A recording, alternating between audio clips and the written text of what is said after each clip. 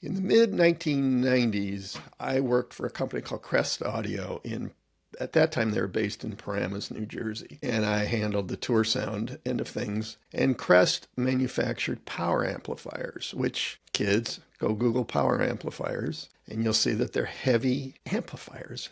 Go in rack mount cases, Google rack mount cases. Anyhow, this is what Crest did, and they were very good at it. So one of our customers was Clair Brothers, then called Clair Brothers, now Clair Global. And I was asked to go to Lititz, Pennsylvania, which was, I could drive from Paramus, with the latest, greatest power amp from Crest and let them play with it while I was there. And then I was to bring it back, as I recall, because it was one of the protos. So Clair, they're massive today. They're arguably the largest sound company in the world, between their fine work and acquisitions through the years. But even back then, they were huge. So it's a little intimidating, but I'm hanging in there. So they take me down to the engineering department, and I met with Ron Borthwick and his group. And Ron, I used to run into at trade shows, and he was just a great guy and so knowledgeable, but also very serious, as you would expect and as he should be. So he had already, as I recall, they hooked up the Crest amp, and they had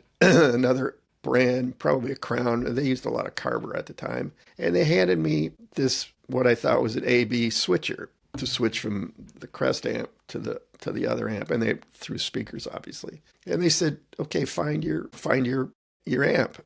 And I'm going back and forth. And I kind of knew what the Crest was going to sound like. We tested a lot at different impedance ratings and things like that, at the Crest facility.